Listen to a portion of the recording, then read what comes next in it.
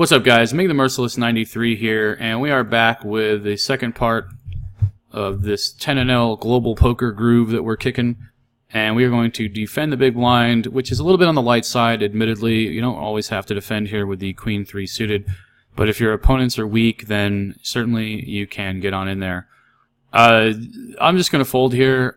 We are facing a small bet size, but it's going to be very difficult, even in position, for us to get to showdown. So even if we had the best hand, it's pretty difficult to realize our equity. We have a player behind us who can have a better hand, and it's, we're not going to want to see a spade. We're not going to want to see a jack. We're not going to want to see a 9. We have no additional redraw. Our second card is basically just completely dead. It's just a spot where you don't really want to get involved. So even though you have top pair, you have a player behind you, and it's going to be very difficult to get to showdown. So we might as well just get the hell out of dodge. Get the hell out of dodge, rather. The other thing you could do is you could raise in that spot, but I would never really want to do that, given our low equity. We just basically be trying to protect a hand that is going to be beaten to death with a hammer on a relatively coordinated board. We are going to 3-bet here with our 10-8 of spades. Small blind versus button. It is a little bit weird that he's opening to 5x, and I'll agree that you don't really have to get involved. You don't have to interact as often when your opponent is raising to crazy sizes. This translates well to live poker, where your opponent tends to 4x or 5x. You don't just have to go bananas with, big size 3-bets.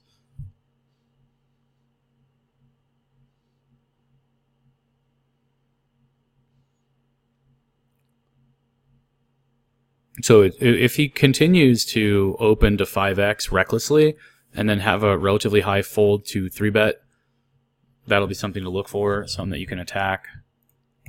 Queen 7 of the offsuit variety will just fold. 10-9 suited, we are certainly going to isolate the posting, the dead post. And if he raises, we're just going to 3-bet. And 5x pot size is perfect. Perfect.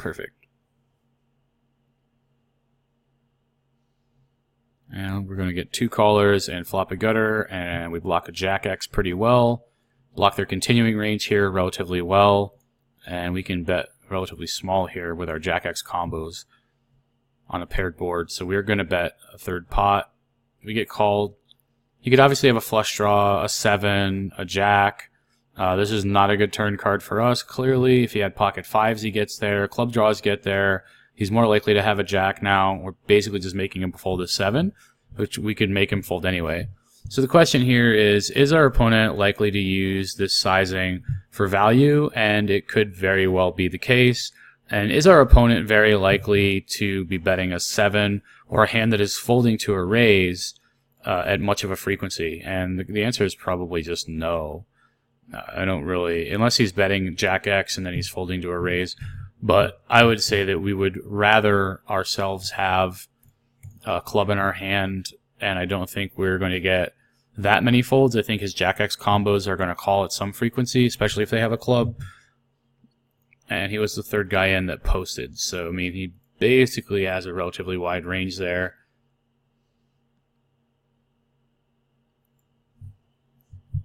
Going to be pretty difficult to have favorable results.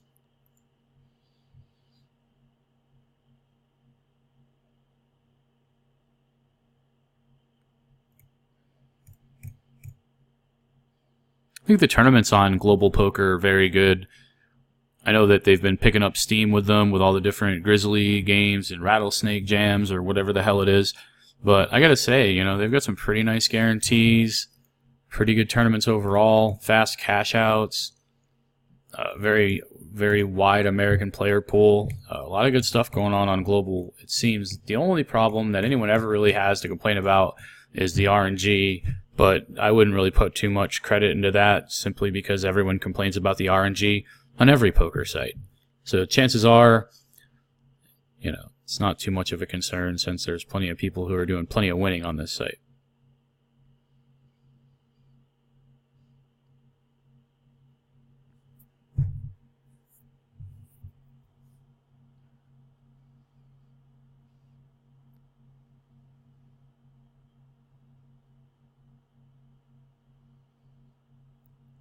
All right. We've got a half pot. Alright, let's fold. Nothing going on. Nothing going on table 1 either. We have 10 jack in the big blind. It is a playable combination. Whether we get to play that combo or not remains to be seen.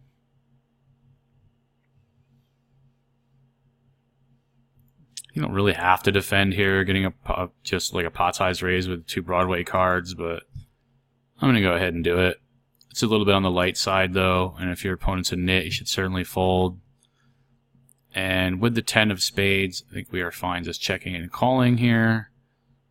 That turn card is a little bit better for me than it is for them. They might have 4 or 5, but otherwise... But I mean, honestly, let's talk about this. You know, we're blocking their bluffs, and we're basically just beating pocket 5s, pocket 4s, ace 4, ace 5. We're losing to their value range pretty hard. Now we're losing to 4s and 5s, and we're blocking bluffs. So yeah, those pairs that are kind of overvaluing themselves are kind of the only hands we're doing any bit well against in that spot. And otherwise, it's a pretty rough scenario for us. We're usually just beat by their value range. We're obviously ahead of some of their thinly betting for protection type combos, but yeah. And we'll just go ahead with the isolation raise with jacks. And a very good flop for us. We'll go with a small bet sizing. My opponent may or may not be tilting after the last hand. And we will go with a bigger bet sizing on the turn with all the draws that are out there. A lot of straight draws he can decide to bluff with if he really wants to. When you allow someone to call more on a previous street and they take that opportunity, that's going to bring them to a wider range on the next street, which is important for you to understand the play between those 2 streets and what your bet sizing does to their calling range on the previous street if they're going to respond to your bet sizing. So knowing if your opponent's a thinking player or just kind of doing whatever they want, these are both good pieces of information to have.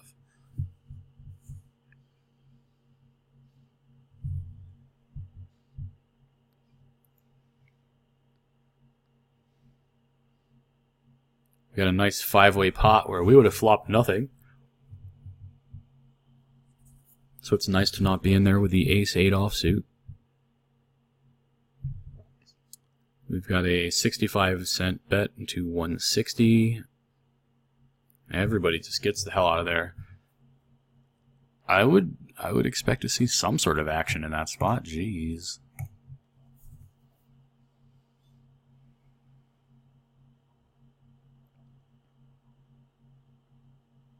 Folding the 10-8 offsuit.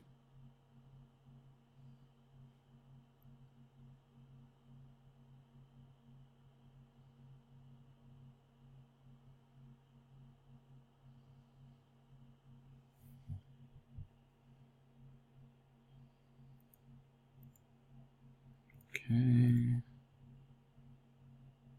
Ace King on table 2. We'll be 3-betting this, or certainly isolating the limper from under the gun. Not really sure what his limping range is from under the gun. We get a flat from Poke-a-Lot, and that means he's going to flat a high percent, and we are just going to have to flop an ace or king. So this is a board texture that's very dry, and in a heads-up pot, you know, you can be continuation betting some of the time with these combos, backdoor flush draws in particular. Out of position in a 3-way pot on a board where my opponents have all of these sets and then both are going to be calling the flop with a wide range of ace highs and pairs, and it's going to be difficult to sort of maneuver out of position. I think we're just going to check down here. We could sort of take the reins on the turn, but I honestly have no idea what exact kind of range these guys are going to have. I don't think that Zach is going to have much here, more than maybe up to a 9. And Poke-a-Lot, he probably is also going to have a bunch of ace highs. And yeah, like I said, Zach is capped, and I think I beat Poke-a-Lot a lot of the time anyway. So I think that if we know that Zach's range for raising is just a lot of pocket pairs, or limping under the gun is just a ton of pocket pairs, and he doesn't really mix his range up, he just kind of limps those early pairs, maybe a couple suited aces or something, then his check twice range is probably going to be folding to a double barrel at a very high frequency. We do have 2 overcards, we do have the king of hearts, so we can rep flushes. And it kind of depends on poke a lot then. But I think we could have easily just bet the turn and bet the river with our worst combinations. But since we don't have very good reads at this exact moment, and we also strictly have ace-king, and it's a little bit, it's a little bit reasonable to check with this particular combo and then decide what we want to do on the river. It just so happens that this would have been a decent run out for us to bluff, and we probably could have bluffed the river as well. But maybe Zach just calls the river bet anyway and doesn't believe us. So it's not like that would have worked 100% of the time, but I think that we could make the case for bluffing there. Go in the future, we'll definitely be bluffing against Zach if the range that he ends up with in that spot looks very pair heavy. So we bet here on the first table. I'm going to fold the queen 8. Again, a good spot to continuation. On the turn, it puts an over card to the middling pairs out there. Make some floats fold, and we pick up nut equity. So it's a pretty good spot.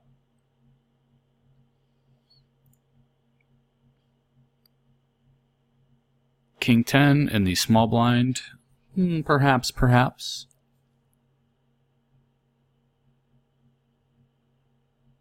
Alright, we limp this guy in. And we just check and fold on this board. This guy makes it 50 cents here. We're just kind of lacking playability, and mothballs is a small stack. So we're just going to get out of the way, and the bottom of our range here is going to be like queen 9, queen 8, something like that. And we just get the hell out of dodge with the king 10. Looks like a minimum or a half pot bet and a min raise for mothballs. It looks like Chris is just over aggressive, you know what I mean? You just gotta... yeah.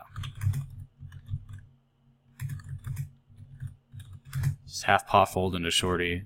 Over aggro. He's like c-betting too much, basically. His sizings are too big. His range isn't strong enough to make that big bet sizing. Zach limps a lot. I don't know. We're just going to make it 1.2. See what happens. A7 on the button, and it looks like we get the fold. Looks like we get the ace-king to follow it up, so we can slam hammers every which way. B-storm flats. And we're going to be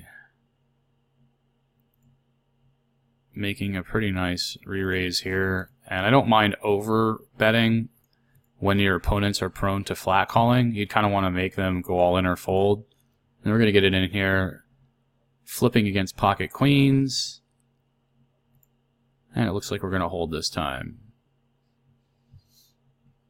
But yeah, pretty standardly played hand both ways there. But I do like, in a day and age where people are calling 4-bets with, correctly so, with the decent equity hands they have in their range when they're bluffing, I would rather just put them in a rough spot, make them a little bit uncomfortable. Maybe they make a mistake and jam. Maybe they make a mistake and call or fold too much. A lot of mistakes they could be making. Very connected board here, so we're going to make a bigger bet size with our 2-pair. Never really going to be checking this particular combo. We're going to be raising 6-9 suited on the button. See if this table fills back up, or if we just get like some weirdo heads-up action. We got 92 whoop in the house. That's sure to be a good time.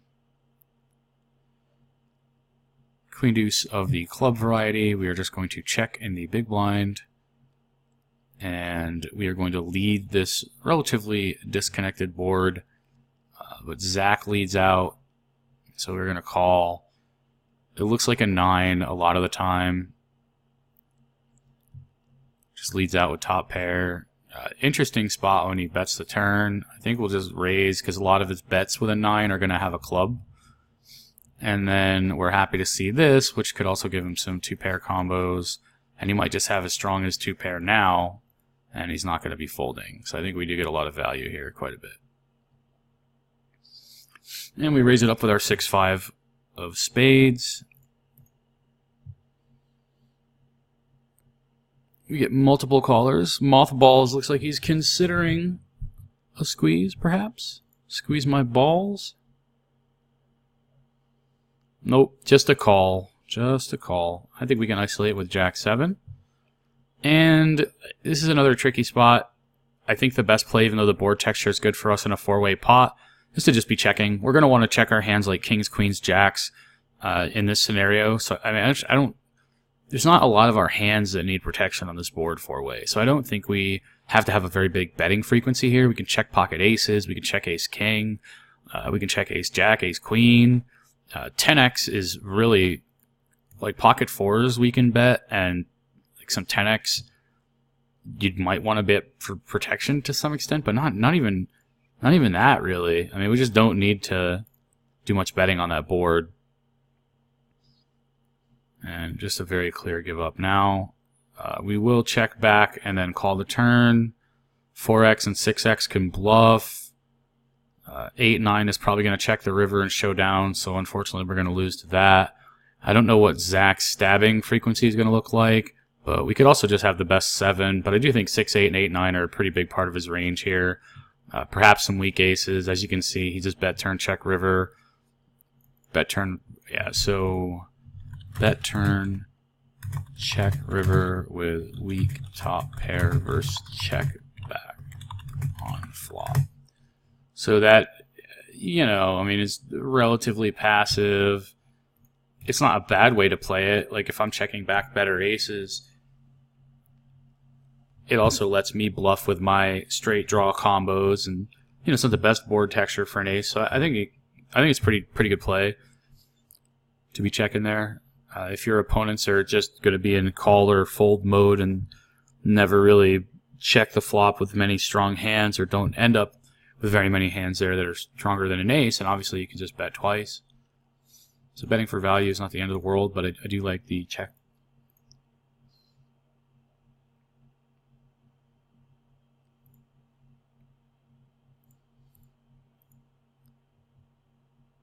Ace 8. That's going to be a fold in this position.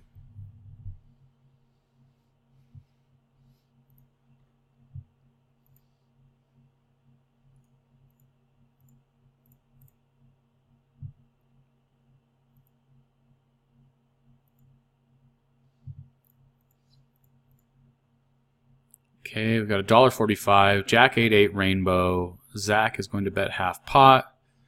B storm. I'm assuming it's brainstorm. He elects to fold. Big Daddy Z is going to fold. 4-8 offsuit is going into the folding area.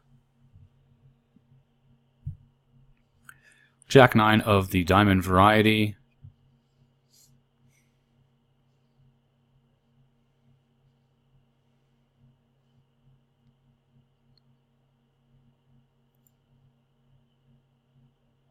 See what Mothballs is going to do other than time out. Jesus Christ, man. You're trying to get full value here. We're going to 3-bet Chris if he opens. And I believe we just made it like 180 last time as well. So we'll just give him the old heave-ho with Jack 9 of the diamond variety. This will only be the second time we've 3-bet him.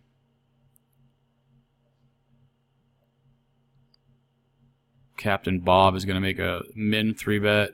Or 4-bet, and I just think that most of the time this ends up being a nutted hand like kings or aces. But obviously we're going to have enough equity to check in this spot, or to call pre-flop rather, and I think we're just going to have to shovel it in over a c-bet. Simply because against ace-king we have enough equity, and you know, other than that, I mean, it's not all that great, but you flop a flush draw on a 3-bet pot, and we're just going to have to get in it against ace-king even. Unfortunately for us, our opponent has pocket sixes, which is certainly not a hand that you would assume that he would have. Even less good for us is that he makes quads on the turn, so that kind of sucked. But nonetheless, like I said, you are just going to get your flush draw in.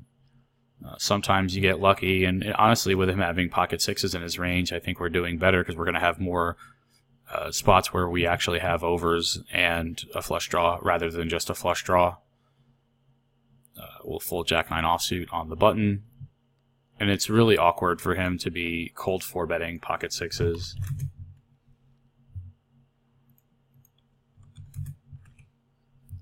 Yeah, some weird shit. And we are going to fold the 5-7 offsuit.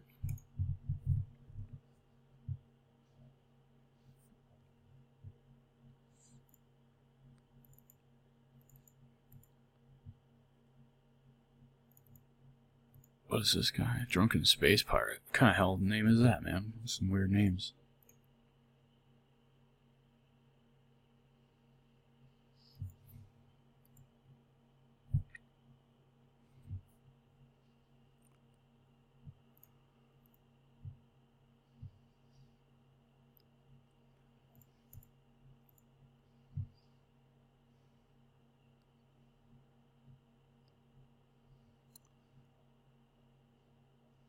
Got the old 4-6 offsuit down the drain.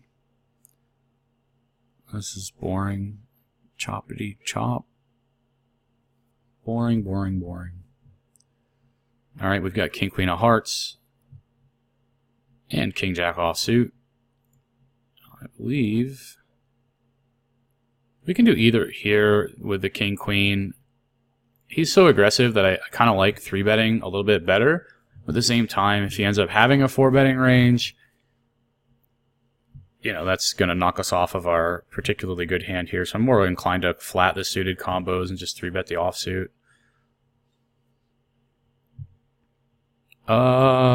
Shandy Pro goes all in. We're likely to have 2 overs and a straight draw here. I think we just kind of have to call. Or they just have an 8 and hit trips and win. That's fair. We're going to check back here with the King Queen. Not much going on for us on this board. Very low stack to pot ratio over there with mothballs. He bets 10 cents and he calls, so we're really not going to have that many outs. But we're getting like 30 to 1, so I guess we kind of stuck calling to hit a king or a queen. And we don't really need to protect this hand, so we check our ace jack. We get a pot-sized bet from B-Storm. We're just going to call once and go from there. We get a turn card, which is kind of a mixed bag both ways, really. And that is a very good river card. Hopefully he has a hand like King 10 that'll pay us off here.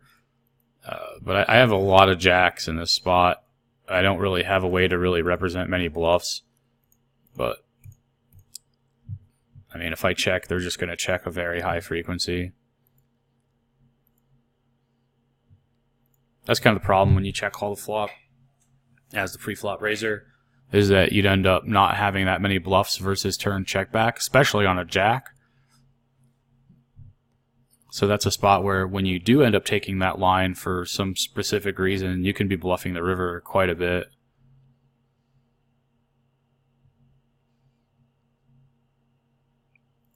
And we will just go ahead and raise here. I don't know what this limp is from him. Maybe it's a trap.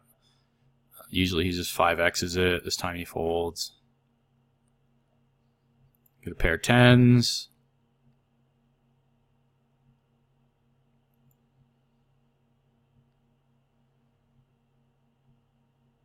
We're going to 3-bet Zach. He flat calls. We're going to make it a nice crispy $2 here. And we are certainly going to isolate in this spot. They both call, and the jack high board is not amazing, but we are going to continuation bet still. We still have the best hand quite a bit, and we're definitely going to be betting here as well with our 2 diamond combo. It's like we're going to take it down with our protection bet against the Zach and Chris, which is perfect. I think here we kind of shovel it in, let our equity fall where it may against Queen Jack or whatever they've got. Queen 6.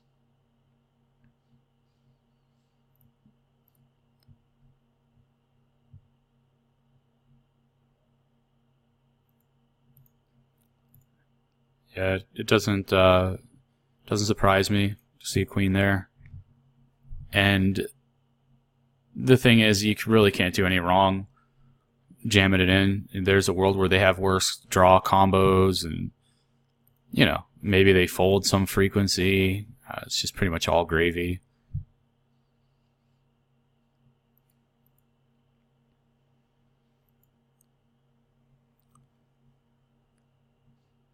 All right, we got $1.25 in the pot here with Bob, Balls, and Zach.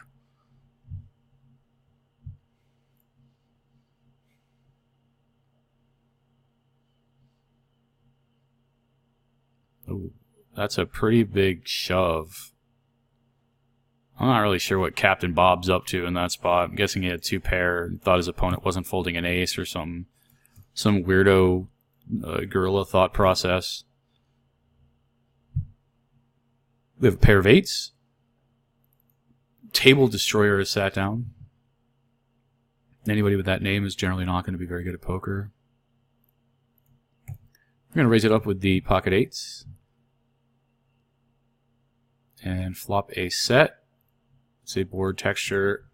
Has some draws, but relatively dry. We get to bet a 3rd pot. A lot of combos. It's nice to have some combos in our 3rd pot betting range that can call a check raise or a raise in position. And just keep going. Call down the turn, check raise the turn. It's nice.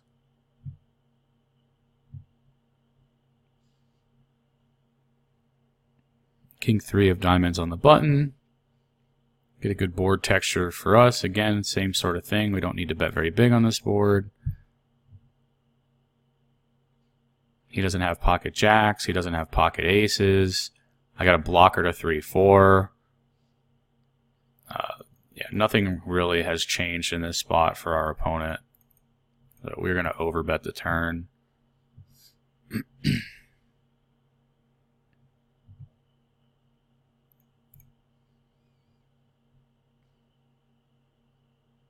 Puts a lot of pressure on his Jack X combos. He's just, he's in pretty rough shape in that spot against my range. When I can have ace, jack, aces, jacks. There's enough out there that I would want to protect my hand, so it does make sense to overbet some value combos.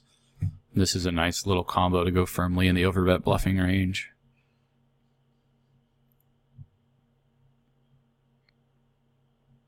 Deuce 8 suited in the big blind. Going to be like a fold combo 99% of the time here. See what Zach decides to do.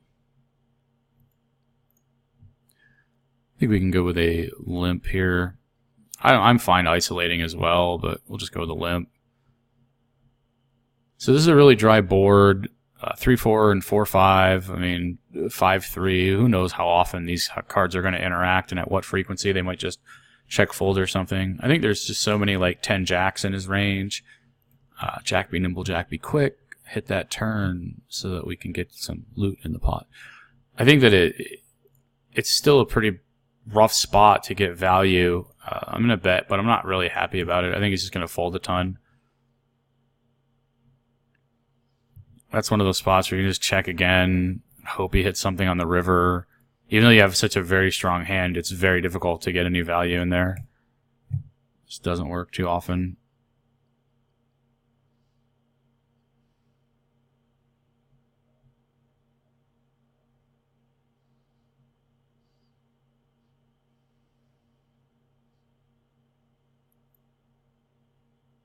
I'm just going to check again here with the 3-6 offsuit. Give up. Not much going on over here.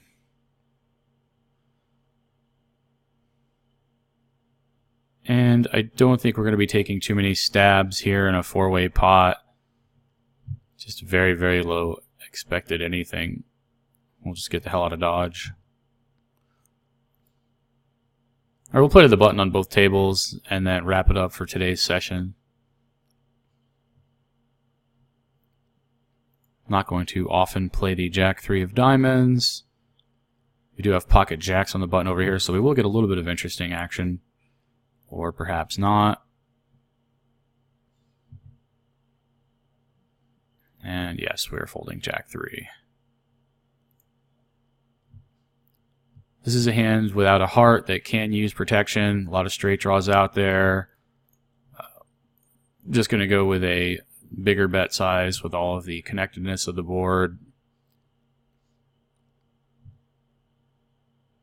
Having blockers to ace jack is okay, but kind of whatever. Alright guys, have a good one out there. Hope you guys have enjoyed these videos. Hope you got something out of it. Catch you guys on the flip side.